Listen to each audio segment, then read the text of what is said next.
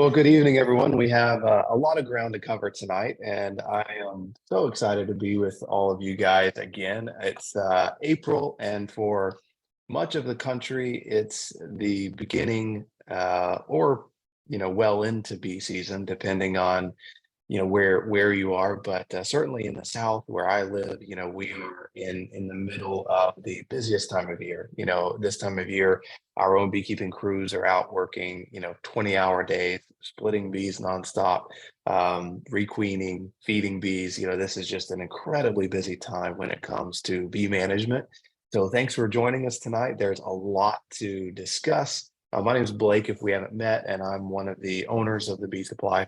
And I'm also a commercial beekeeper. I've been a commercial beekeeper for almost 20 years now. Started as a little kid and have been at it ever since. So I kind of went from a hobby beekeeper to a sideline beekeeper and to a commercial beekeeper.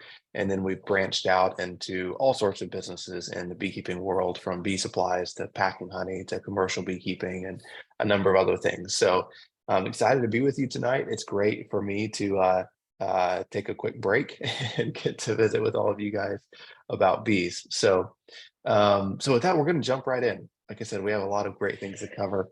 We do still have bees available. So if you need some bees, hit us up on the website. We have our 14-day guarantee. So if you have any problems with your bees, within 14 days, you can bring them back to us. We'll happily give you a new hive. But we do still have some bees available for some of our April and our May dates if you're interested. And then big news, our new store is finally opening. So whoops, whoa, I think I leaned on the wrong key there. There we go. So our new store is opening on April 17th in the Austin area. So this is opening in Round Rock, Texas. And this will be our third store. So we're very excited about that. It's been a long time coming. And we'll be sending emails out to all of our customers and beekeepers in the greater Austin and Central Texas area with more details of that opening. But it will open on the 17th. So any bee supplies that you need, come on by. That store will carry everything that our website and our other stores carry as well. So super excited about that. Our magazine. So Sherry, I think I've got the slides slightly out of order. Here's the one on what's going on in the magazine, and tell me when you want me to jump back to. It doesn't matter. You can do either one. We'll start here. I'm here. Go for it. Okay. All right. So, hey, y'all, is that a gorgeous cover or what? I mean, that's exactly what a lot of us are doing right now, requeening this time of year. And that kind of is, I'm going to use that as a segue. Blake's got several requeening articles and things that kind of all tie into that in this issue that might just be a wonderful kind of follow-up to what you're going to hear a lot of tonight. So dive in and see that. We've got turning swarms into production hives, which I'm kind of partial to. We've done that multiple times. Very informative, pretty short article. My expert interviews, it's with Paul Kelly this month. He's out of Ontario, Canada. Really interesting interview. Stop and take a look at that. And before I get to the spotlight, I want to say those that tracked us down at the CTBA Bee School this past weekend in Brenham, Texas, and told us what a great webinar this is and how much they enjoy it, and the magazine, how great it is. Thank you.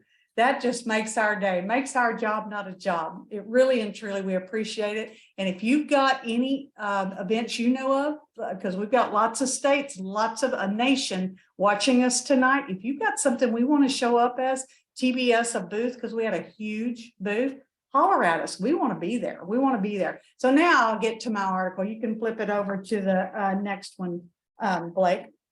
Is my article snapshots on hive inspections. And I titled it, How to Get It Done Quickly, because I will tell you that there's a lot of times that in new beekeepers want to just kind of elongate it. And it's part of it's a learning curve, just getting in there and really digging around and seeing what you're looking at. But eventually you got to get to the point where you got enough hives, you got to get in and get it done. This tells you how to go and look for population, what's on the frames really quickly. You should be in and out in 5 to 7 minutes. I made another note here. That, oh, two types of hive inspections, a quick peek and a deep hive dive. We've been calling it that for years, both of which you can do in just literally just a few minutes. You'll train your eyes and what to look for, make your notes and get it done. And then also what you learn, it'll determine how quick you've got to go back in. But I really think you're going to find this helpful for those that feel like they've been in there in the hive too long and really need to speed up that process. It really doesn't have to take long. So that's really all I got. It's on page 32. It says it right there. That's it. That's all I got. Like, it's back to you. Great. Thank you so much, Sherry. Awesome issue. Really, really amazing information. If you haven't taken advantage of our magazine in the past, I highly encourage you to go to our website. It's on, go to free magazine or the magazine tab. And we have now, 36, 40 archived magazines that you can go back and read. And then the new ones put up there at the beginning of every month. So it's a really, really helpful resource, hopefully, to all of you. Quick side note before we move on. If you need any package bees, we have some extra package bees actually. And so you can actually order a package today and pick it up tomorrow. So we do have a bit of a surplus of packages right now. I want to show you guys this quick video of how we make packages when we're out in the field. So this is a quick shot of us creating packages if you've ever wondered how packages are made.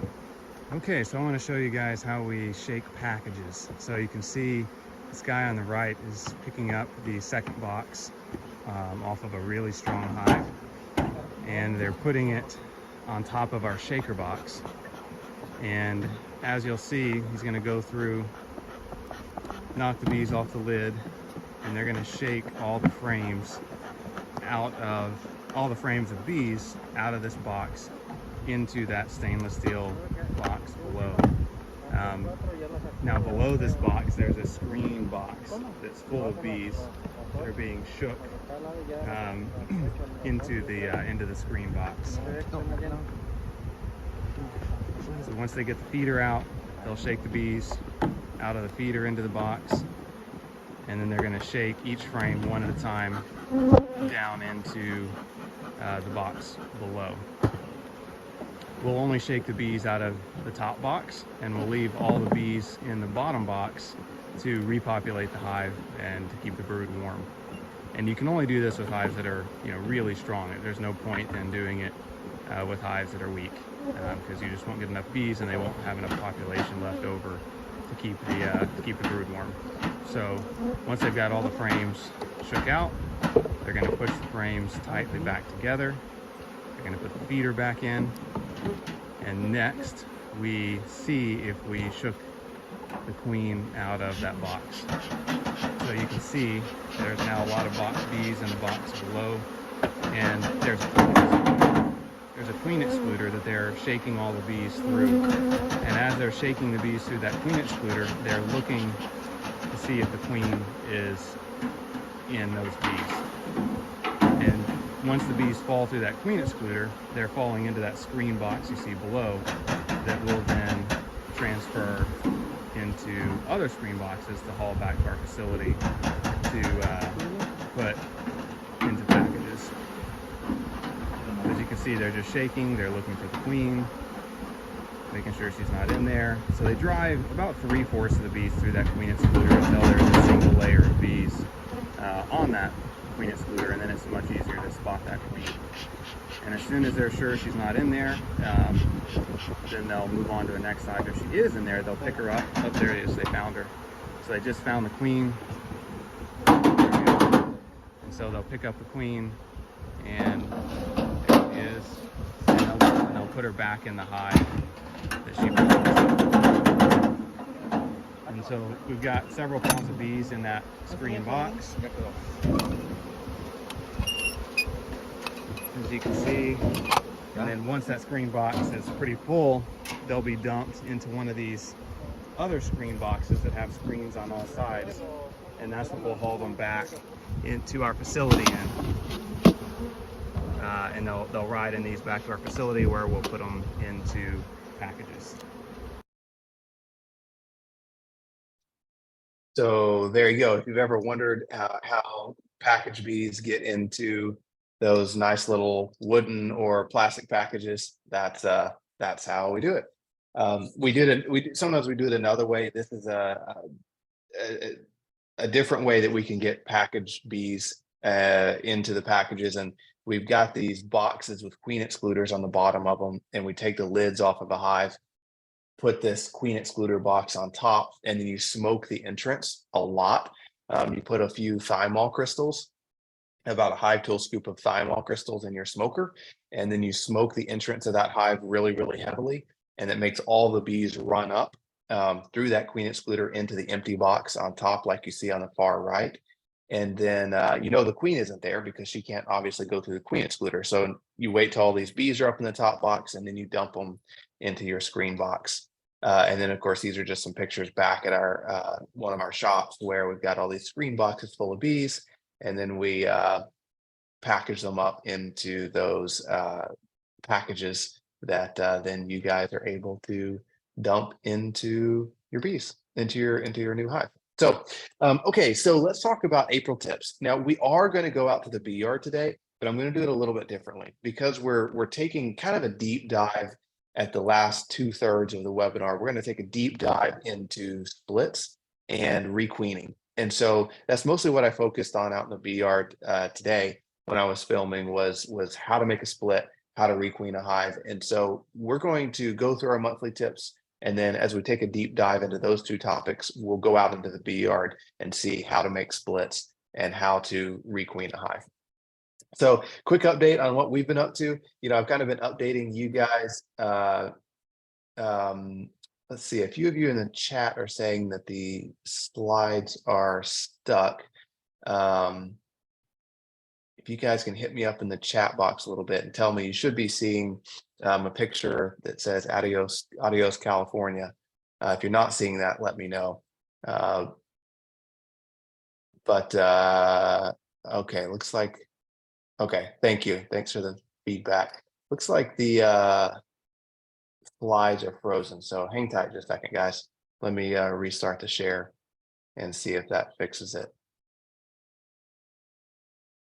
There we go. Oh, okay. Oh, that's the wrong share. Let's see. You would think after like, I don't know, like 36 of these that we've done, we would get it right. There we go. All right, tell me if you're seeing. Okay, there we go. All right, I think you're seeing a slide. Okay, wonderful. All right, now we're on track. Thanks, your comments are so helpful. Okay, so what we've been up to, I've kind of been updating all of you on what we've been doing in California. As a lot of you know, one of the businesses that we have is taking bees, other people's bees and our own bees, putting them in the almond groves of California, which is the biggest pollination event in the world. And that wraps up in mid to late March. So we had an incredible team this year of beekeepers. Justin Russell with Prime Bees has been phenomenal. He was kind of our crew leader out there this year. And along with Caesar and Hayden and Donnie and a lot of folks. And they did a great job. I mean, they put, 30,000 hives into almond orchards this year for us. But we're done. So I think this is one of them up on top of a semi, one of the last loads of bees going out, being shipped out of California back home. I took a few pictures out there. This was about 3 weeks ago, but this is what we call petal fall. This is when the petals start falling off of the almond trees. It's quite beautiful. I mean, the trees aren't quite as beautiful because most of the petals have fallen, but you can just see it looks like snow in between those rows where those petals have fallen. Earlier this year, it actually was snow. It actually did snow, which is incredibly unusual for the Central Valley, but we talked about that in a previous webinar. But the petals fall, and then this is some of the shots of the orchards after the petals have all fallen. The nuts have set, and this was the end. This is when we know we can take the bees out, when the petals are gone. And this is just a picture, a little video of us. I'm gonna turn down the volume of us looking at bees. Amazingly, despite the incredibly cold weather that we had this year, the bees looked really good coming out of almonds in general. And that was that was really unexpected. You know, it snowed in California. We had a ton of rain. It was just a terrible year weather-wise in California. But this is what the bees look like. I mean, they were really strong. It really just speaks to the resilience of bees, that despite that weather that was so bad, the bees really built up well. They brought in that nutrient-rich pollen that comes from almonds, and they grew. So very thankful for that. That you know, despite all the snow and everything, the bees looked fantastic. So they surprise me every year. You know what? I told some of my commercial beekeeping friends, it's like, you know what? I'm going to ignore the weather in California from here on out because, you know, it's like we all spent 6 weeks worrying ourselves to death about the weather. And, you know, bees can handle weather. They're just so resilient, so impressive that they're able to pull through and continue growing. So I won't watch that whole video. Speaking of bees resilience, you know, this was really interesting. This was one of our orchards. There was a lot of flooding in California. There still is. There's such a huge snowpack of snow up in the mountains that as it melts, it's flooding a lot of areas. This orchard had about 1,600 of our hives in it. And one of the levees broke, and the almond grower called us in the middle of the day, as you can see, and said, look, you got to come get your bees like right now. In 2 hours, this orchard's going to be under 5 feet of water. Come get your bees. And it was incredible. And so we had to do it. In this video you see here on the left, this is one of our guys, and that's actually a fish in the orchard because the levee broke and there were fish, you know, flowing into the orchard from the levees that had broken and from the rivers. And so the crew scrambled and pulled out 1,600 hives before the orchard overflowed. And this is another shot. Oops, sorry. There you go. Sorry about that. Just other pictures of that orchard that you can see here. It was just incredible, the flooding that took place. And this was the orchard that, you know, our bees were in. So we did get them all out. I mean, we had some water damage on some of them, but despite moving them in the middle of the day, and, you know, some of them had, as like you can see in the video on the far left, you know, they had water, you know, a foot up on them. And so it did damage some of the brood on the bottom, but they recovered incredibly well and everything turned out fine. But a few hours later, there was, you know, 5 feet of water in that orchard. And if we hadn't pulled them out right then, we would have lost them all. So interesting year to say the least in California. It was a busy day at work there. Okay, so we've also been, now that our bees are back home, you know, we're building nooks like crazy. So we're doing, you know, we're building, we try to do about 1,000 nooks a day, or singles, you know, so we're just really busy building bees this time of year, putting in queen cells, putting in mated queens, checking back on hives to see how they're doing. Very busy time of year. This is a cool little video. I love this show. This is a queen hatching out. So sometimes we have extra queens that we didn't use. And so this is some extra queens that we had that were in an incubator, and the virgin queens were hatching out of those queen cells. Always really fun to see. And when we can, we'll actually take those virgin queens and introduce them into hives if we have those extras. Okay, so spring blooms, you know, I mean, everything's blooming in the South. I mean, bluebonnets and musters and willows and everything in between is crazy in bloom. A lot of the South is still 2 to 3 weeks early as far as what plants are blooming. So we're certainly seeing some blooms. You know, brood rearing is at peak production in the South. You know, hives are exploding in strength. They're swarming. We've got a tremendous pollen flow. Some regions are starting to see a decent nectar flow. Others, it's not flowing at all. I love this map. We talked about this last month, this map. This is the spring leaf index. So this is the progression of leafing plants and where it is to date. So you can see that it's really advancing quickly. And the red is, let me see if I can go back. The red means it's early. And so you can see that little graph at the bottom. The dark red is 20 days early.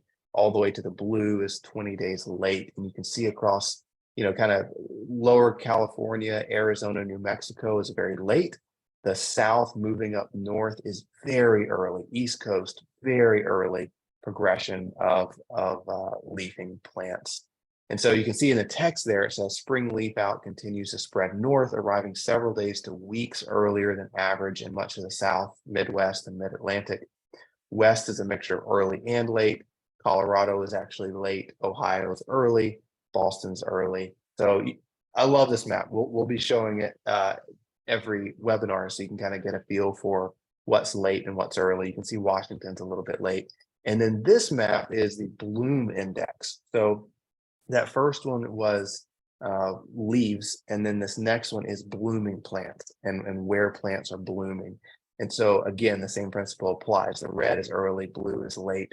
So you can kind of see this progression of blooms across the country. So again, West Coast, Southwest, very late.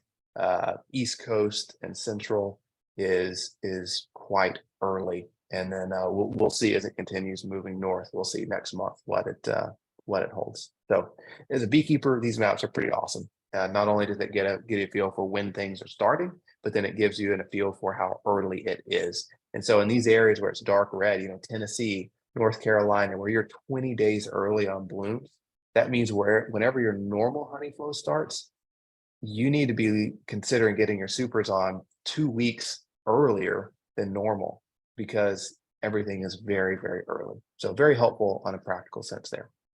Let's talk a little bit about, caring for new hives, nucs, packages. A lot of beekeepers are buying hives this time of year, whether it's from us or someone else.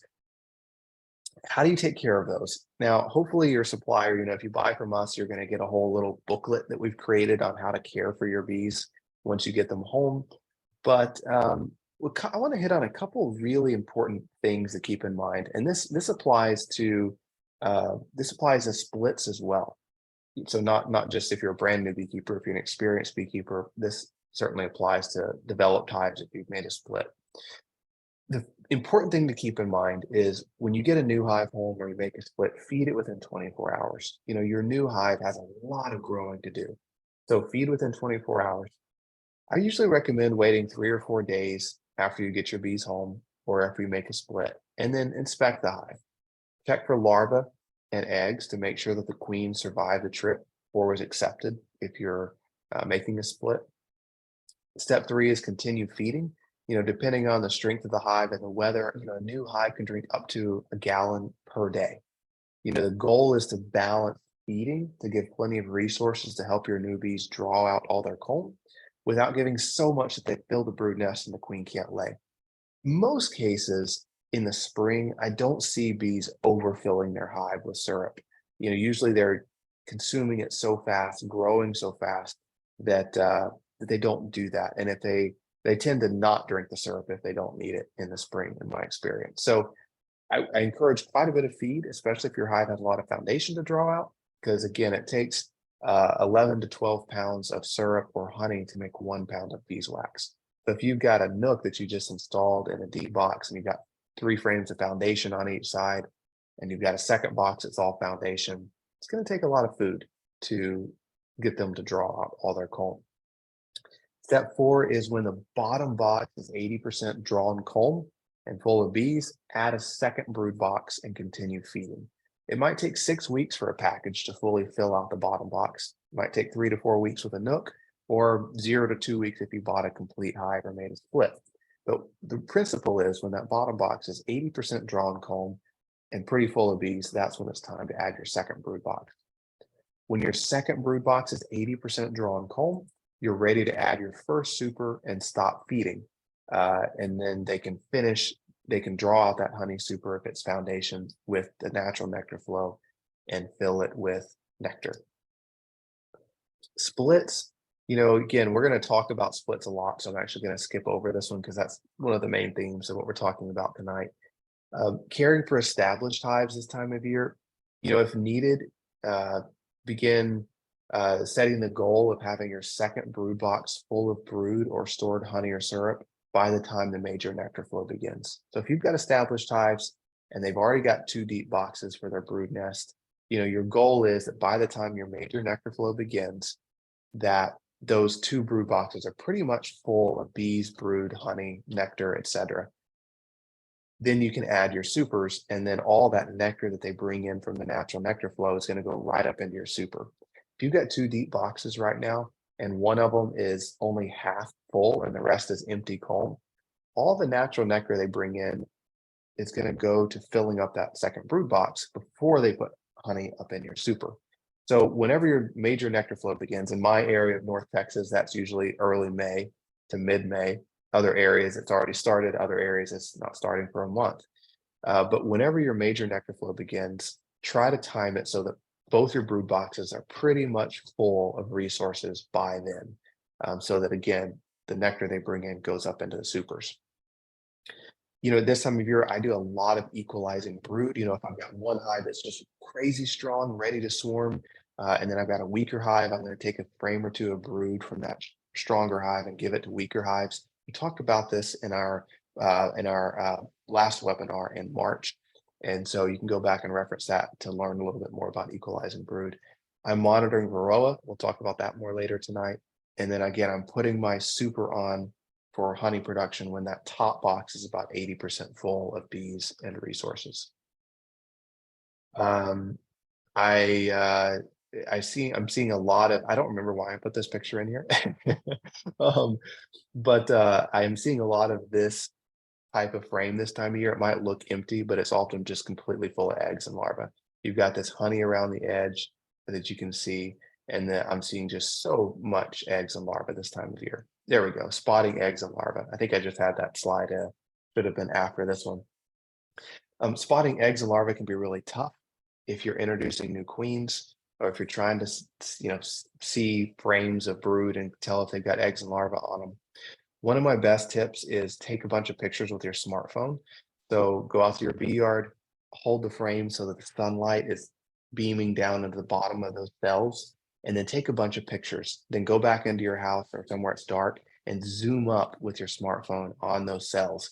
And that's what I did here. You can see this big picture here and then the zoomed up picture on the right, and you can really see those eggs and larvae when you zoom up with your phone. So that's a little bit helpful. And then this picture was showing that, yeah, you might glance at this frame and go, oh, there's nothing in there. It's just an empty frame, when in fact it's full of eggs and larvae. And that's where you really got to hold it just right so the sun beams down into it, take some pictures, zoom up, or you can bring a flashlight out there and hold the flashlight into the cells and take a bunch of pictures.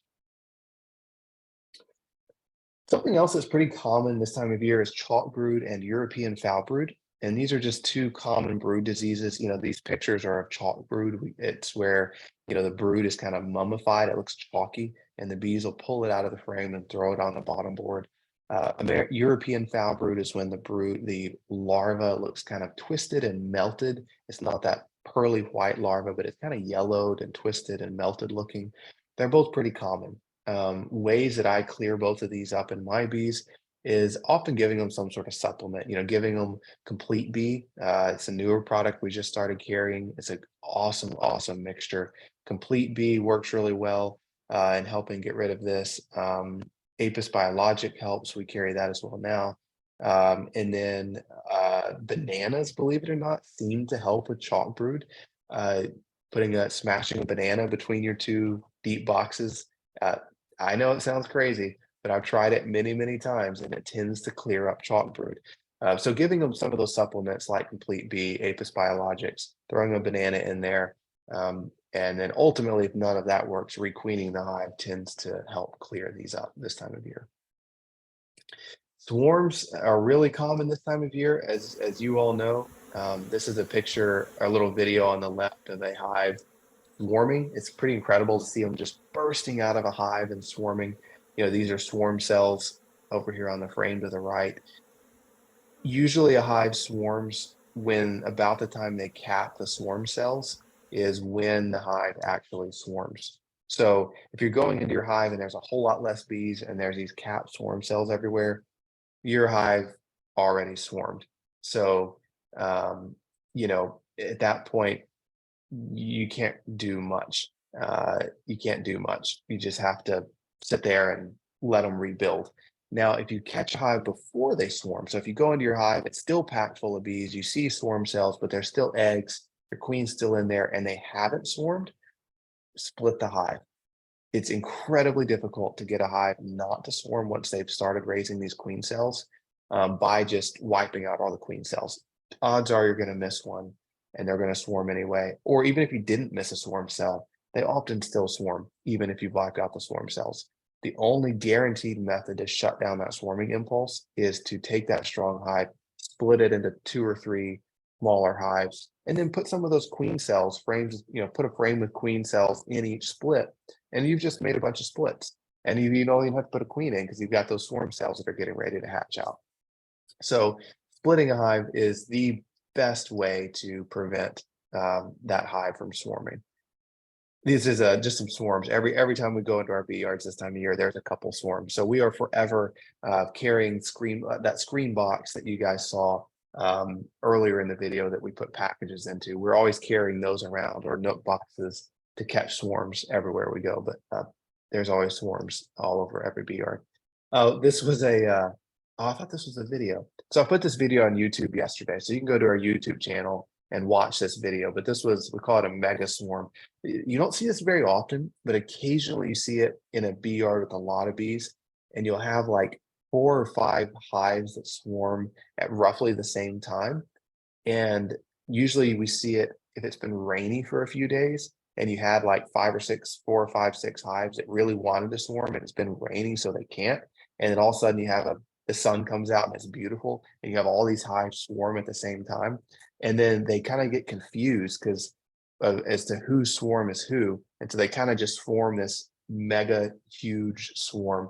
This one was like, I don't know how many gallons of bees, but I mean, half of this tree, once they landed, was just a solid swarm. It was, 100,000, 150,000 bees. So pretty cool. And then we, of course, captured it and used the bees, but occasionally you do see those mega swarms. I want to jump to Dr. Ellis really quickly and get his input on how to prevent swarms. So let's jump to Dr. Ellis, and he's got a great tip on how to prevent a hive from swarming.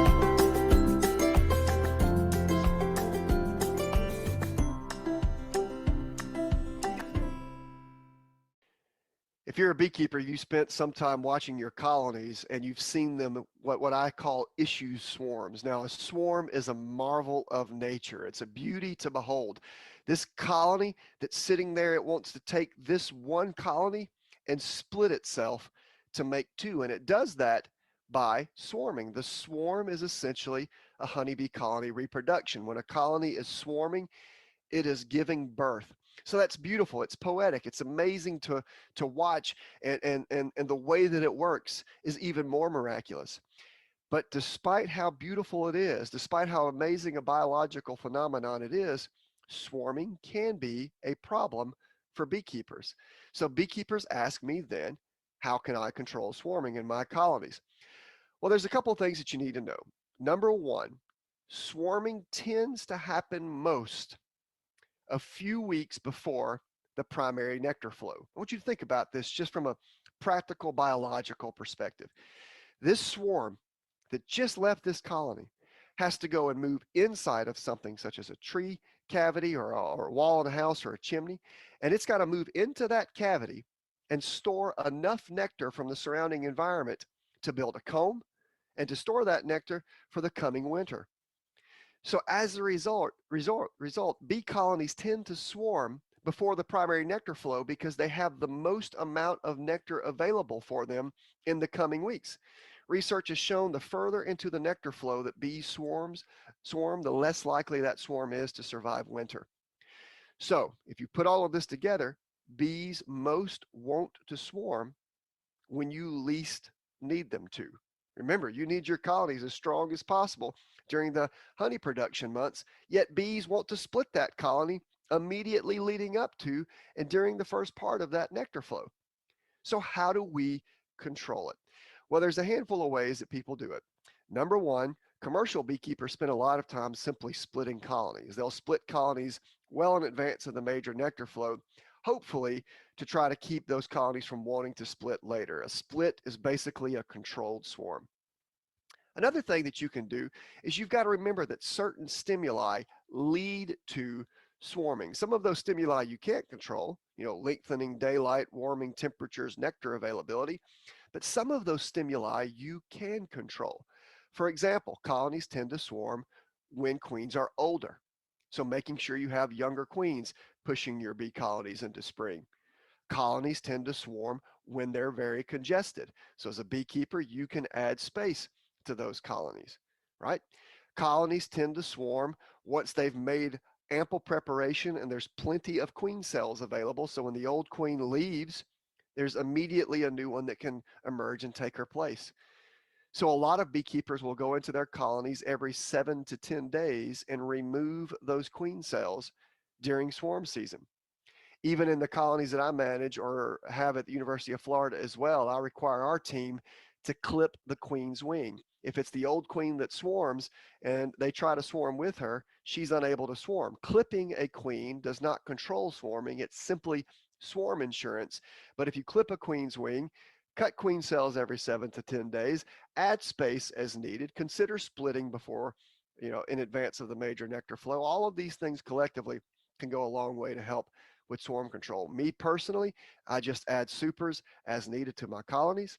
I cut queen cells every 7 to 10 days, and I clip my queen's wings, and I hardly ever lose swarms under those scenarios. Again, as beautiful as swarms are, as majestic as they are, and biologically fascinating, we as beekeepers really want to try to stop those if we want to maximize honey production. And I think, all of these tidbits and tips that I've given you hopefully will help you as you try to address swarming in your beekeeping operations. Love those tips. And for those of you that may not have been on our call, our webinar last month, we had a guest speaker that also talked about swarms and bee removal. So you can go back and catch up on that. So one quick thing I did want to mention before we move on to swarms is for new beekeepers out there, just the difference in queen cells versus queen cups. So queen cups are all over your hive, and that's perfectly normal. They look just like these pictures you see here. They don't become queen cells, or in other words, they don't become a problem until there's something in them. So bees are going to have these emergency queen cups all throughout the hive, just ready to raise a queen if something happens to their old queen. They're no problem. Whenever I see these inside my hive, I just open them up with my hive tool, like you see I did on the far right here. If they have larvae in them, now you know something's up. Either the hive has lost their queen, and you can verify that by looking for eggs. If there's no eggs, they probably lost their queen, or they're trying to replace a bad queen. If the brood looks really spotty, the bee population isn't very good, it's not a strong, healthy hive, they probably are trying to replace a failing queen. Or if the hive is incredibly strong and bursting at the seams, they're probably getting ready to swarm. So, but pay attention, if there's something in these queen cups, either they've lost their queen, they're replacing a bad queen, or they're getting ready to swarm. If there's nothing in these queen cups, they're perfectly normal and it's no problem at all. Okay, keep in mind, this is a great month to test for Varroa mites. So, we're in some parts of the South, we're not too far from a honey flow. So your window is closing very quickly to treat for Varroa mites if you're going to treat for Varroa mites. But if you are further north, you've got plenty of time, but test for Varroa mites. If you have more than 2 per 100 bees, it's a good idea to take action and do some sort of treatment. So again, we talk about this a lot, go into the Honeybee Health Coalition, Google Honeybee Health Coalition Varroa tool. It does a great job of walking you through all the treatment options and the time of year and your location, and makes a recommendation. So I would push you to that. We talked about this a little bit already, but this is the time of year where we really have to start paying attention to how much space is on our hives. Keep in mind that when that top box on your hive, whether it's a brood box or a honey super, when it's 80% full, it's time to add another box. And like Jamie mentioned, that's a great way to prevent swarms. Once you have that top box more than 80% full of bees, they're at high risk of swarming. So when the top box is 80% full, add another box. And that's true whether it's a brood box or a honey super. Okay, let's talk about requeening. So to kick this off, we're gonna jump out to the bee yard and I'm gonna show you guys a video that I took today on how to requeen a hive. And then I've got quite a few slides that we're gonna run through fairly quickly to pick up on anything I missed out in the bee yard as I was showing you how to requeen. So let's jump out to the bee yard and do an overview on requeening. They'll have a little bit more back in the classroom, and then we'll talk about splitting. So here we go. Requeening hives can be intimidating, mostly because it's tough to find that old queen. You know, when you've got a double deep hive like this and you're trying to requeen it, that's a lot of frames of bees to go through and hopefully find that old queen. So that part of it can be really tough. There's a couple things I really recommend if finding a queen is hard for you. I recommend making a split. You know, it's way easier to make a split, you know, divide these resources in this double deep equally among maybe 3 deep boxes, put 4 frames of brood or 3 frames of brood in each split. Make your split, separate all the boxes, and then come back in 3 or 4 days and see which of the boxes has eggs. And now you're looking for a queen in a single deep box with 3 or 4 frames of brood and 5 or 6 frames of bees instead of, you know, looking for a queen in this big huge hive. So go ahead and make a split and then look for your queen. That makes it much, much, much easier. The other thing that can be really helpful is if you cannot find the queen, if your hive isn't really, really mean, you can actually shake all the bees out of both boxes into the front of the hive and then put a queen excluder between the bottom board and the bottom box. Wait about an hour, all the bees will actually go right back up into the boxes, and then you can look, you can take the 2 boxes off and look underneath that queen excluder that's sitting on the bottom board, and that queen will be trapped up underneath that queen excluder. Now that's obviously a lot of lifting, a lot of shaking, and that's not easy either, but you don't have to actually find the queen looking through the frames of brood anyway with that method. But overall, my favorite method is to make a split, and then you're looking through a lot less bees 3 or 4 days later to find that old queen. But let's say you do want to go ahead and requeen a hive that's a double deep hive, or maybe it's a deep and a medium. There is no good way to do it other than just digging in and looking for that queen. I usually start on the 2nd frame when I'm looking for a queen. And I also am looking for frames that are mostly brood and have areas for the queen to lay on. So, you know, this is a frame full of capped honey. She's not going to be on this frame in most cases. Now, sometimes she'll prove me wrong, but I'm not going to spend a lot of time other than a quick glance looking for the queen on that frame. Now, I set that frame aside, and then I'm looking as I'm getting ready to pull this next frame out. I'm looking at the frame still in the hive, because sometimes I'll often see the queen as she runs down the facing frame, because she doesn't like the sunlight. She'll often run down the facing frame, and it's easy to see her when she turns and runs down. So before I look at this frame in my hand, I actually look at the frame facing me still in the box. If I don't see her there, then I look at this frame. Now, our tendency is to hold the frame flat in front of our face like this, but then you really have to look at every single bee. I hold it at an angle and kind of skim my eyes across the top of the frame, and I find it's much easier to see the queen that way rather than looking at every single bee on the frame. So then I just go through the entire hive like this, 1 frame at a time. I try not to spend more than 10 or 15 seconds looking at each frame. If you spend much more time than that, then there's a good chance that the queen will actually run down into the bottom box in the frame. She'll run into the bottom box or onto the bottom board, and you'll never actually find her.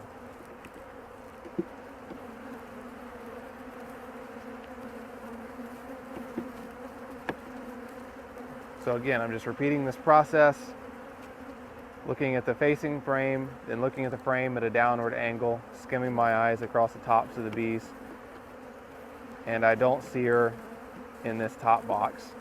So I'm going to replace the frames, and again, trying to move fairly quickly, and then we're going to look at the bottom box. If you have a friend or a family member that can help you look at these frames, that's incredibly helpful to have 2 sets of eyes rather than 1 set of eyes. as you're looking for that queen. So, you know, when you're done looking at the frame in your hand, you can pass it on to someone else and they can take a closer look before you move on. That can be really, really helpful. You also don't want to use a ton of smoke because that can really make the bees run a little bit. And when they're running, obviously it's harder to find that queen.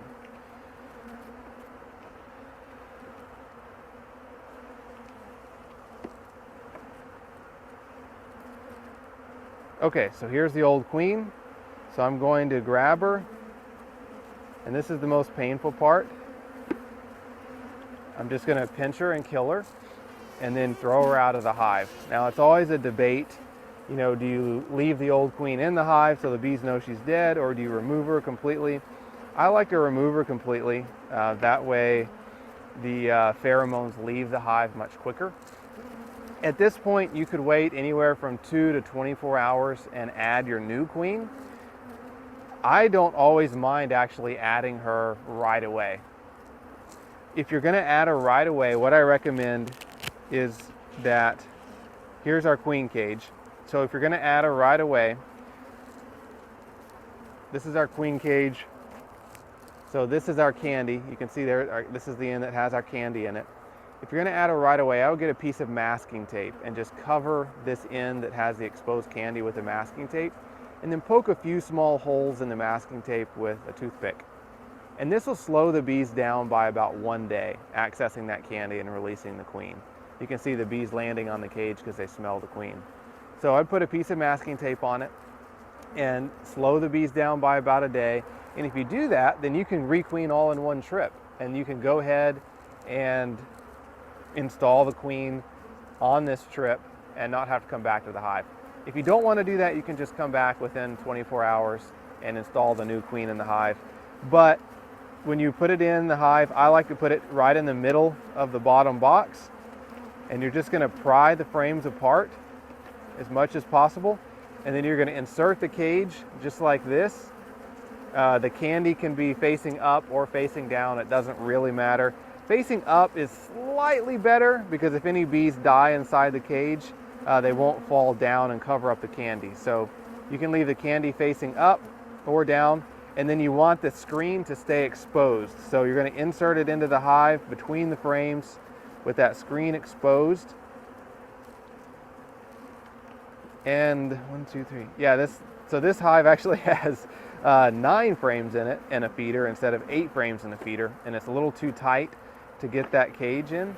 So you can just remove a frame to give yourself a little bit more room, pry the frames apart, slide that cage right between the frames, candy side up, push the frames back together tightly, and you're done.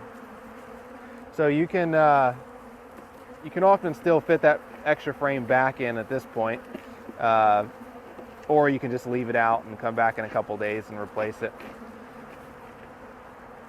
And simple as that. So I'll come back to this hive in about a week and make sure that that queen was released and that she is out and laying. When you do that follow-up inspection, I don't want to be in the hive more than about a minute or two, because a new queen that the bees are still getting used to her pheromones, they're a little more apt to kill her if those pheromones are dissipated by opening and looking at the hive for too long. So I'm going to look pretty quickly, only spend a minute or two. I'll basically go in, look at those middle frames, and I should see eggs on those middle frames. If the queen was released and I do see eggs, I'm going to close it up, and I'll come back in a couple weeks and check again. But if I don't see eggs and the queen was released, I'm going to close the hive up, give it another 2 or 3 days, come back and check again. If I still don't see eggs, then I usually am just going to leave that hive. I'll give them a few frames of fresh brood from a stronger hive and let them raise their own. Because at that point, they've probably already got queen cells that are getting fairly close to hatching elsewhere in the hive. If I install a new queen and it takes them 3 or 4 or 5 days to release her, there's a good chance a virgin queen will hatch about the time that second queen is released, and that virgin queen will typically kill that mated queen. If I don't see any queen cells anywhere in the hive at all, then I might go ahead and try to install a new queen, but just hunt really well for eggs and larvae and make sure that she isn't out and laying and you just don't see eggs and larvae. We do have a couple of videos on our YouTube channel about how to see eggs and larvae that might be worthwhile checking out so that you can make sure you can spot them before you spend money on an extra queen. So hopefully that was helpful for some of you to see a little bit about how to requeen a hive. And so I'm just gonna cover a few things on the PowerPoint that I didn't get to cover in the bee yard. You know, one is, and we have videos on all this on our YouTube channel, but one is that how do you tell when it is time to requeen a hive? Now, what I recommend is that you requeen every year. Actually, my favorite thing to do is whenever you're splitting, you just go ahead and requeen everything. That's the easiest, simplest time to requeen a hive. Now, if you're not making a split, I would still requeen every spring if possible. Most queens these days just aren't going to last more than about a year. Signs that it's past time, you know, if you've got a brood that looks like any of this, then you've really kind of waited too long to, to requeen a hive. If you've got this really bumpy brood or this really crazy scattered pattern, then you really should have requeened sooner. You can still requeen at this point, but you certainly want to get on it quickly. A few tips to really increase the odds that the queen you introduce is accepted is feeding your hive before and after you introduce that new queen, or during a heavy nectar flow. Bees are much faster accepting new queens if there is ample food. Install your new queen within a few hours of removing your old queen. What I found is this doesn't really affect the acceptance a lot, but if you wait 2, 3, 4 days after you kill the old queen to put in the new queen, here's what can happen. It can take the bees, especially if it's a weaker hive, it may take them 7 days, ideally not, but a weak hive with a lot of candy, it can take them 5 to 7 days to release the queen out of the cage. So if you've waited 3 days to put the new queen in, and it took them, 7 days to release her, then you're going to have a virgin queen that those bees raise hatching out about the time that queen is released from the cage. And the virgin queen will then often kill that mated queen. When you put the new queen in the hive within a few hours of killing the old queen, or at the same time, like I did in the video, that new queen's pheromone immediately replaces that old queen's pheromone. And they typically don't even bother starting to raise queen cells. Anytime they start raising queen cells, there's always a risk that they will finish raising queen cells and then that virgin can hatch out and kill your new queen. So I really try to put the new queens in ASAP, same trip or within a few hours. And then you can do that masking tape trick like I talked about in the video, just to slow them down by a day. But that way you've got that new queen's pheromone in the hive quickly to prevent them from raising a bunch of queen cells. So yes, so the let's see, leave the candy sealed for an extra day. That can up acceptance rate, kind of like I talked about. If your queen cage has a plug in it that's sealed, blocking the candy, you could just put the queen cage in, leave it like that for a day, then pull the plug out so that they can start eating through the candy. Same concept as putting masking tape over. I like the masking tape because I don't have to go back out to the hive a second time. Another thing is that smaller hives accept queens more readily. If you've got a double leap packed full of bees and you try to requeen it, it can be really tough. The smaller the hive, the quicker they are to accept a new queen, which is why I love doing it when splits are made, because your splits are all going to be small.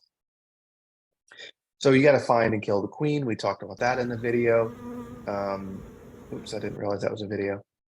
Receiving queens, like we talked about installing the queens pretty quickly. If your hive is not quite ready to requeen for some reason, then you already have the queens in hand.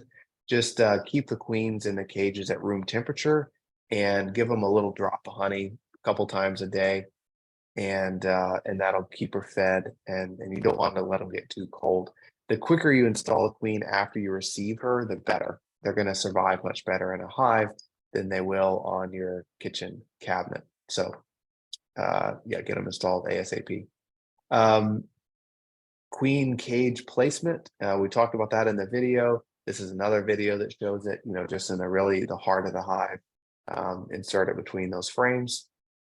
You can't really get it wrong. I mean, just leave that screen exposed and you're good. Some common questions people often have about requeening: how often to requeen? We talked about once a year. Using queen cells versus queens. So you can sometimes buy the queen cell, you know, it's a queen that hasn't hatched yet.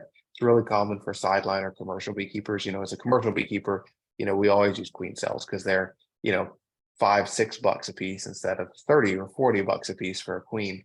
And the downside is that virgin has to hatch out of the queen cell. She's got to go on a mating flight. She's got to come back. She's got to start laying. You know, there's a slimmer odds that it's going to work, you know, than if you install a mated queen. It also takes a lot longer. You know, we're looking at weeks before we have a good laying queen, as opposed to a couple days when you install a mated queen. So if you're a new beekeeper, absolutely use mated queens. If you're an experienced beekeeper, you can try queen cells. Leave the dead queen in versus take her out. I talked about in the video, my preference is to take her out, so those old queen pheromones are gone as quickly as possible. My preference is requeening in the spring. You can certainly do it in the fall. It's just a little harder to get them to accept a queen in the fall. You might have to do a little more feeding, but fall certainly works too. But my preference is spring. If you, and then we're going to skip those other two just because they're going to get into way too long of a question and answer period. But once you install that queen, I usually recommend checking back within about 7 days. And for mated queens, if you're using queen cells, I go back and check really at about 21 days. I go back and check, and I'm expecting to see a laying queen at 21 days if I'm using queen cells. But if I'm using a mated queen, about 7 days later, I expect her to be out. I expect her to be laying. And so I'm just quickly looking in those middle frames and looking for eggs and larvae. If I don't see eggs and larvae, put the hive back together, and then I'm coming back in 2 or 3 more days and looking for eggs and larvae. It's not uncommon to see a couple eggs per cell with a new laying queen. You shouldn't see more than 2 though. If you're seeing 4, 5, 6, 7, 10 eggs per cell, you've got a laying worker, which is a whole nother topic. Not a laying queen.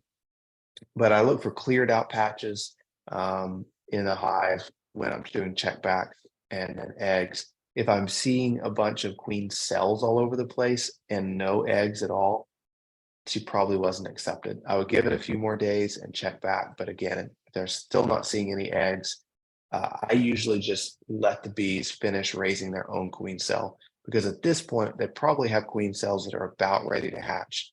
And by the time you buy another queen, put her in, those new virgin queens are going to be hatching out and they're going to kill your new queen anyway. So if my first attempt at installing a queen doesn't work, and they've got queen cells all over the place, I usually just let them finish the process.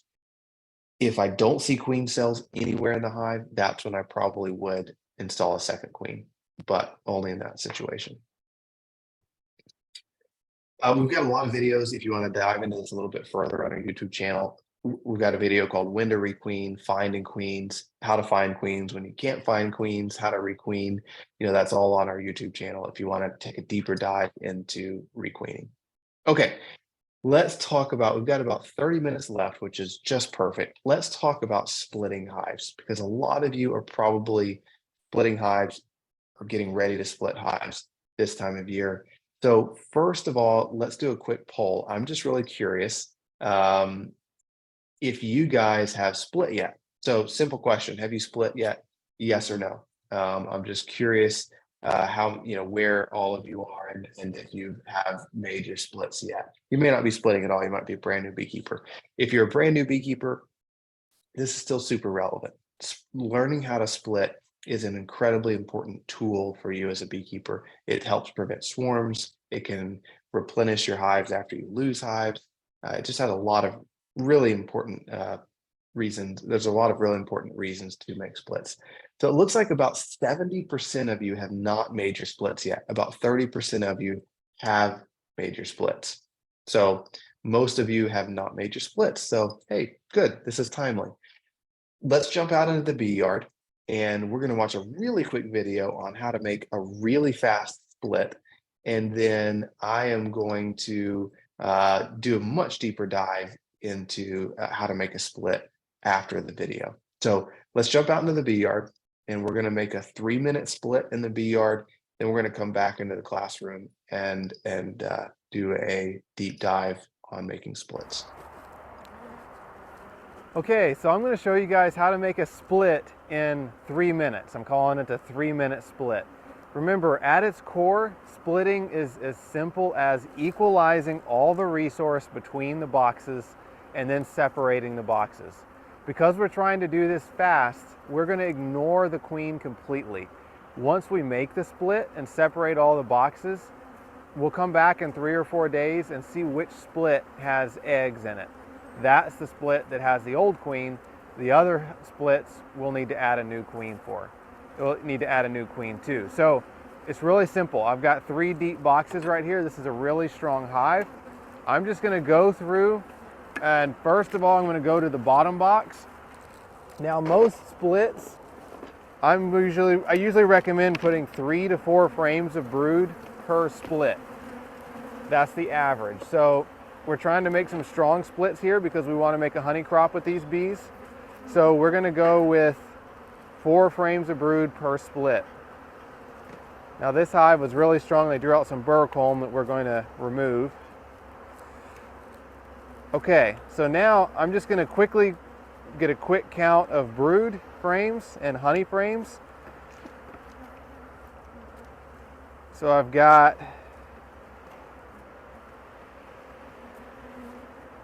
just a frame of honey and pollen. Here's a frame of brood. 1, 2, 3, 4. I've got 5 frames of brood in the bottom box.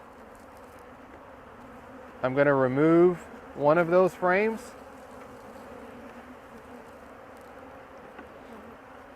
So now I've got 4 frames of brood in the bottom box, and the rest is honey and pollen. I'm going to set this frame of brood aside and replace it with an empty frame from one of our other boxes. So here's a frame of just honey and pollen. I'm going to put that in the bottom. So now I've got 4 frames of brood in the bottom, and the rest is honey and pollen. I'm going to take my second box, put it right up on top.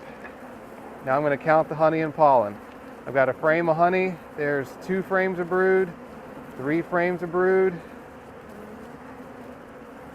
I've got 3 frames of brood, and the rest is honey and pollen. So now I'm going to add this extra frame of brood from the bottom box. Now in the second box, I've got 4 frames of brood, and the rest is honey. I'm going to take my very top box, put it back on top, count the frames of brood and honey. Brood, 1, 2, 3. I've got 3.5 frames of brood up top, and the rest is honey. I'm good with that. That's how you do a split in 3 minutes. I'll come back tonight after the bees have equalized. I'll put each one of these on its own bottom board with a new lid, and then I'll come back in 3 or 4 days and add queens to all that do not have eggs. One of these boxes the queen will be in, it'll have eggs, and then I can requeen at that point or just leave her be. The other 2 will need a new queen added to it. So there you go. I know that was really fast, but it's effective. And so if you're trying to make a split quickly, that's how you do it.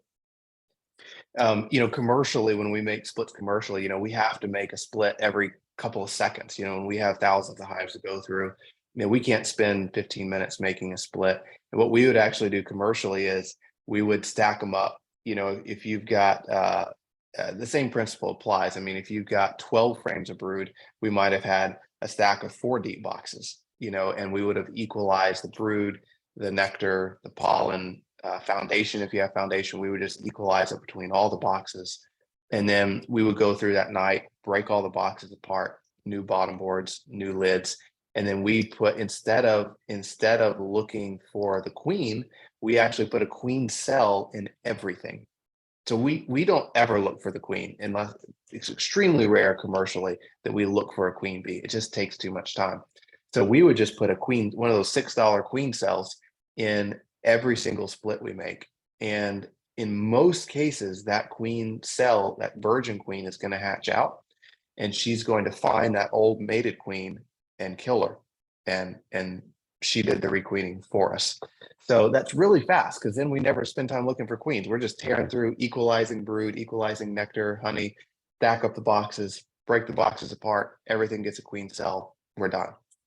So you can do that on a small scale too. I mean, just like we did in the video, you can do that same method and then just go back in a couple days and find the old queen, kill her, and everything gets a new mated queen. So, I mean, splits can be that simple. I mean, it can be done that fast. It can be that simple. The biggest thing the biggest mistake I see most people make, I think probably the two biggest. One is they forget to put all the brood together. And so they're sticking frames of foundation right in the middle of the hive, or empty frames in the middle of the hive. If you notice, I kept all the brood together. So if you have 3 or 4 frames of brood, keep that together. And then you want empty frames or frames of honey outside of that. So you don't want to divide up all the brood, keep the brood together so the bees can keep it warm at night. And then the second biggest mistake I see people make is not making their splits strong enough. You know, a frame of brood is a deep frame, at least 2/3 full of brood on the front and back side. And you want at least 3 of those in each split in most cases, ideally more like 4. If you make a split really weak, then they're just not going to survive. And so put a good 3 to 4 frames of brood per split, and you're going to have a successful swarm. So to start a split, you know, you need, this is the ingredients you need for a good split. You need new queens for the splits. Your original hive needs at least 6 frames of brood, so you can put a minimum of 3 frames of brood in each split. They need frames of honey and adequate bee population. So these pictures, you know, there's a good frame of brood. The middle picture is a good bee population. If your hive looks like the one on the far right, it is a split. It does not need to be split. So don't split it if it's not at least a deep box full of bees with 6+ frames of brood. I already defined what a frame of brood is. And then, you know, these are some good pictures of, you know, the picture here on the bottom left and the upper right, you know, these are good frames of brood. And then the picture on the lower right, I would call that a half a frame of brood. No, it's not a full frame of brood. The picture on the upper left is, you know, maybe a quarter frame of brood. Now, eggs and larvae count as brood as well. So this picture on the upper left could be deceitful. If that's full of eggs and larvae, it's a good frame of brood too. The lower right picture, you know, you can see that you've just got some cat brood. You've got a good ring of pollen, a good ring of honey, but it's not a full frame of brood. That's really just a half a frame of brood. So make sure you're cumulatively putting 3 to 4 good frames of brood in your split. Let's get through that one. So when to split depends on your hive strength and when you can get queens. Those are the 2 biggest factors. If you can't get queens yet, it's tough to get queens in early April. If you've got a hive that's really strong, just add another box. You know, that hive that we split out in the bee yard, that's why it had a 3rd box on it, because we didn't have queens yet. And it was a really strong hive. So we just added another box, and that helps prevent swarming and lets them keep growing. And then you can make more splits. So how much you split also depends on your goals as a beekeeper. You know, if your goal is to just raise bees, you know, and you don't care about making honey, then you could put, you know, 2 to 3 frames of brood per split and probably get away with it. You're probably not going to make a honey crop unless your honey flow is, you know, 8 weeks away. If you're trying to make a honey crop, you know, again, the stronger the split, the greater the odds that you're actually going to make a honey crop. But if you're not, if you're just trying to grow your numbers, you can make smaller splits. Queens, you know, as a general reminder, you know, you should be placing your orders on queens January 1st. So in January, you should be placing those orders for spring queens. That gets you to the front of the line. You know, we talked a bit about queen acceptance and when to add queens. Those same principles apply in splits. The sooner you add a queen, the better. Now, I know that kind of contradicts what I said about making the split, separating everything, and then coming back 3 or 4 days later, seeing which one has eggs. That's the one with your queen. If you go that route, here's what I encourage you to do.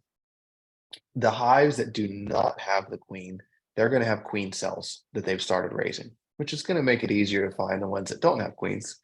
Queen cells are pretty easy to spot. But those that don't have the queen and have queen cells all over the place, try to wipe out all those queen cells and then install your queen. Because again, you don't want those queen cells hatching out and killing your new queen. So when you go through your splits, find the one with eggs and larvae, you can kill that queen, put a new queen in right away, like we talked about in requeening. The ones that didn't have the queen but now have cells everywhere, wipe out those cells, and that'll help make sure that the new queen you do install doesn't get usurped by that virgin queen. I don't usually recommend, I mean, I recommend purchasing mated queens. I don't really recommend allowing hives to raise their own queen when it comes to splits. The reason is it just takes a long time. You know, it's called a walkaway split. You can do a walkaway split. You can just make your split and don't ever go back and add queens. Let them raise their own. It can be successful. I don't want to say you can never do it. The downside is that it just takes a while. You know, if it takes the bees from the time they start with that 24-hour-old larva till the time a new queen hatches is about 12 to 13 days. And then about 7 days after that queen hatches, she goes on her mating flight. About 7 days after that, she starts laying eggs. So you've got about a month from the time you made the split till the time that you've got a new queen laying in that split. That's just a long time. I mean, your hive is going to steadily go downhill in strength that entire month. And then it's going to be 21 days after she starts laying that you have new bees emerge. So if you're in a hurry, if you really want to make a honey crop, definitely don't do a walkaway split. If you're just trying to grow bees and you're not in a hurry, you can do a walkaway split. But, you know, just keep in mind, it's going to take that hive a while to recover strength and to start growing again. So for that reason, I think a queen is expensive, but you get the genetics that you want, and it's faster. So I usually recommend putting a mated queen in.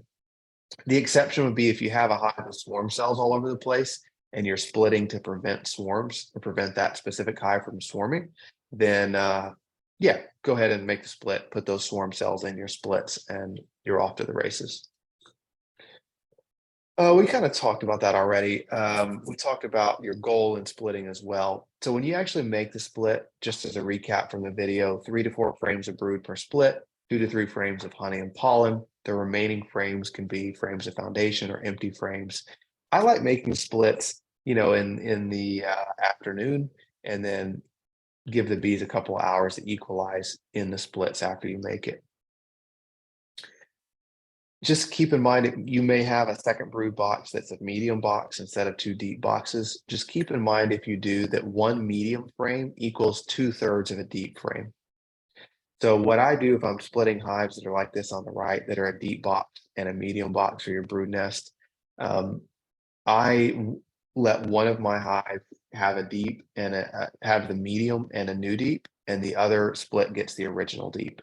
So so you're going to have one, this is what you're going to end up with over here on the right. One of your splits is just going to be a deep box, 3 to 4 frames of brood. And then your other hive is going to be a deep box and a medium box with the equivalent of 3 to 4 deep frames of brood. So just make sure you do the math that a medium frame full of brood is not a full frame of brood. That's 2/3 of a frame of brood. So you're going to have to put more frames of brood with that medium. So if you've got 4 frames of medium brood up here and then 2 frames of deep brood, you're in good shape for your split. So just do the conversion.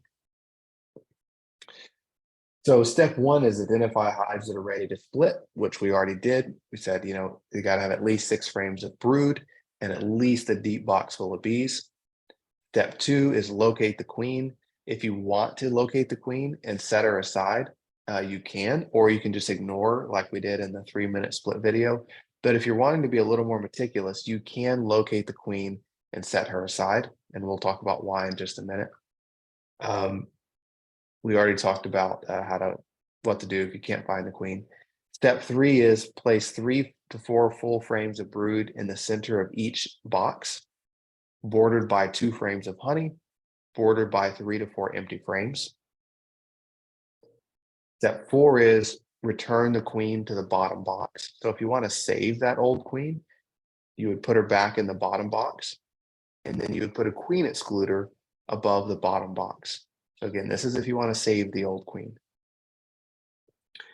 And then you would actually, looks like I lost step 6 here, but step 6 would be you would add all your additional boxes that are equalized with brood above that queen excluder. So you're going to end up with a bottom box with 3 to 4 frames of brood in your old queen, and then all the splits above it, above that queen excluder, that have 3 to 4 frames of brood in them as well. You would close up the hive and let it sit until that evening.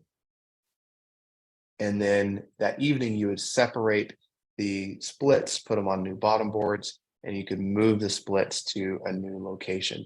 Now, a lot of the literature, if you read it, says take that split, move it to a new bee yard 2 miles away so that they reorient to that new split. Now, a lot of you probably don't have a new bee yard 2 miles away to move the split to. So in that instance, here's what I'd recommend doing. If you don't want to move your splits, you could reshuffle the entire bee yard. Or, and in that, when you reshuffle your entire bee yard, it makes all the bees reorient to a new location. Works pretty well. That's what we do commercially all the time. I mean, we don't really just pick up our splits and move them to a new bee yard. We reorient, we make the bees reorient. So we kind of reshuffle the entire bee yard. And I'll show you some pictures of that in just a second. The other option is move the hive with the old queen 10 to 15 feet away and leave the split in the original location. Now, what that's going to do is the split is going to basically get all the foragers. All the foragers are going to go to that split. But your split kind of needs some extra bees because it doesn't have the old queen. If you're keeping the old queen and you move that hive 10, 15 feet away, yeah, they're going to lose about 10% of their population. It's going to drift as foragers back to that old location, but they're going to catch up faster because they've got that old queen that never stopped laying. So that's a great method. I mean, if you want to keep your old queen, move her 10 or 15 feet away, leave the split at the new location. Works out pretty well. Now, if you want to do the shuffle method, here's the way we do it. So these are 2 different options. You can see the pre-split configuration of our bee yard would just be hives or pallets of bees, kind of in a straight line, maybe by a tree row. After we make our splits, this top pre-split row of bees disappears completely, and we move everything 10, 15, 20 feet away into a whole new configuration. And what that does is all the bees go, wow, the old home is gone. We don't know where home is anymore. We're going to completely reorient to these new hives, and they just totally reorient. Works pretty well. And if you don't have somewhere you can move bees to 2 miles away, just reshuffle your whole bee yard and make sure that no hive is left where any old hive was, and everything's in a new location, and it works pretty well. The next step would be within 12 hours or so, feed your splits and add a new queen. And then you're going to just let them sit for about a week until you come back and check back on them again. So post-split care, feed syrup heavily. They need a lot of food to draw out all the new comb or to fill up their boxes so you can add another box. Add a second box once queens are accepted and the bottom box is 80% full. That's when it's time to add another box. It typically takes 5 or 6 weeks to regain full strength of a 7 to 8 frames of brood hive and 2 boxes full of bees. So let me define that for you. If you made a split and you put 3 to 4 good frames of brood in it, I would expect within 5 to 6 weeks that split is 7 to 8 frames of brood and 2 boxes full of bees again. So you can work backwards from that. If you're trying to make a honey crop, I'm trying to make my splits 5 to 6 weeks before my main honey flow begins so that they can regain full strength before my honey flow. If I'm looking and going, wow, okay, my main honey flow is only 4 weeks away, then I'm going to make splits that are maybe 5 frames of brood. If it's only 2 weeks away, I'm going to make splits that are 6 frames of brood. The closer to the honey flow I am, the more frames of brood I'm going to put per split so that they can regain strength faster and I can still make a honey crop. So hopefully that makes sense. I feed strong microbials or complete bee or apis biologics in my splits to prevent European foul brood and to let them grow, and that just helps prevent European foul brood. And then I try to make sure my mites are below 2 per 100 bees as well, to make sure my hives can grow quickly. We already talked about feeding splits. Checking back on splits, wait a minimum of about 7 days to go back and check on your splits if you introduced a new queen. And then again, look for 1 to 2 eggs per cell. Make sure you've got eggs after you introduce the queen. Doing checkbacks on splits where you've introduced the queen is exactly the same as doing checkbacks when you requeen a hive. Same process. So just go back, look 7 days or so later, and make sure you've got eggs everywhere. Cool. So that is it on how to make a split. So just keep in mind that you will get a follow-up email that has a recording, so you can go back and watch all this if that's helpful. We've got about 10 minutes left, which I was hopeful we would, because I want to answer some of the questions that you guys are putting in. I've seen several questions in the chat box and several questions in the Q&A box. So we're going to do about 8 minutes of live Q&A. So if you want me to answer any questions live, you can go ahead and put them in the chat box, or ideally put them in the Q&A box. But I'm going to go back through some of these questions and try to answer them for you guys. So again, if you want me to answer any questions live, feel free to put them in the Q&A box or the chat box. Somebody said, does TBS have those microbial products that I mentioned? Yes, we carry Complete Bee, Strong Microbials, and Apis Biologics, all of which I highly recommend feeding splits, and we do carry all of those. Somebody asked, could you introduce a new queen? Could you introduce a new queen with the old queen still in the hive? So can you take a queen and introduce her without finding and killing the old queen? Unfortunately, you can't. If you introduce a new queen to a hive without killing or removing the old queen, they'll instantly kill that new queen as soon as she's released from the cage. You've got to kill that old queen so that her pheromones are replaced by that new queen. And that, you've got to give them 2, 3, 4 days smelling that new queen in the cage before they release her. Otherwise, they'll kill her right away. So yeah, unfortunately, you do have to kill that or remove that old queen. So Paul said, I see you use those blue gloves. Do they sting you through those gloves? Every now and then I get pricked through those gloves. But usually no. I mean, if I'm out there like splitting all day, I'm absolutely wearing leather gloves. Those blue gloves are helpful for quick trips to the bee yard. Something else I do, if I'm out splitting bees all day or pulling honey or doing something intense, I'll actually wear those blue gloves underneath leather gloves, because if your leather gloves get wet, bees can still prick. You can still get those prick stings through the leather gloves. So I'll actually double up, and I'll wear the nitrile gloves and I'll wear the leather gloves over them. I think, and I should always check with our store staff before I say this, but either we have them in store or we're about to, but I wear these special blue gloves that have really long gauntlets on them. They come to about right here on my wrist, and they're really thick. They're kind of hard to find, but either we have started carrying them or we're about to, and that's what I wear. They're way better. Okay, let's see some of the other questions. How do you deal with splits from spicy or mean hives that tend to reject getting a new queen introduced? That's a really good question, because it's a really common problem. If you have a really mean hive, they are just tough to requeen. The best suggestion I have is to go out there and split it, and make a split, get that strong mean hive split into 4 or 5 smaller hives, and then it's much more manageable to find and kill that old queen. But that's about it. I mean, you've got to do the work of getting through there, splitting it to pieces, and then waiting 3 or 4 days, come back, see which one has eggs, and then find and kill that old queen. I would just use a lot of smoke, and I would do the split on a day that's ideally not cloudy or windy. Pick a really pretty day and just use a lot of smoke. So Let's see. Someone asked in the chat, how many days will it take for the bees to eat through that candy in the cage and release her?